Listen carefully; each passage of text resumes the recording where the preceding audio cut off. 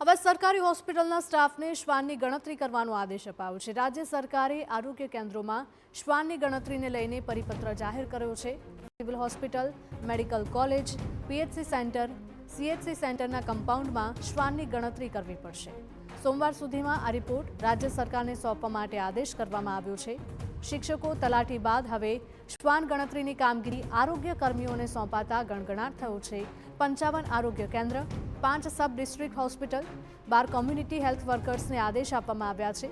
એક જિલ્લા હોસ્પિટલ, એક મેડિકલ કોલેજમાં શ્વાનની ગણતરી કરવા પરિપત્ર કરવામાં આવ્યો।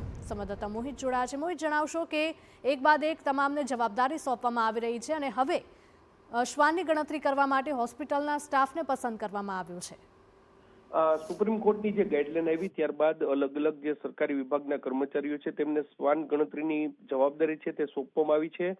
ત્યારે હવે આરોગ્ય કર્મચારીઓને જે મેડિકલ કેમ્પસ હોય છે તેમાં કેટલા શ્વાન છે તે અંગેની ગણતરી કરવા માટેની જવાબદારી છે તે સોંપવામાં આવી છે। ગુજરાત આરોગ્ય કમિશનર દ્વારા એક જે નોટિસ છે તે પ્રસિદ્ધ કરવામાં આવી છે, જેમાં રાજ્યભરના જે તમામ civil hospital, medical college, PHC centre, CHC centre સહિતના જે કમ્પાઉન્ડ છે ત્યાં કેટલા શ્વાન છે તે અંગેની ગણતરી કરવા માટેનો આદેશ છે તે આપવામાં આવ્યો છે અને સોમવાર સુધીમાં આ આંકડો છે તે રાજ્ય સરકારને સુપરત કરવા માટેની પણ આ પત્ર છે તેમાં જોગવાઈ છે તે કરવામાં આવી છે।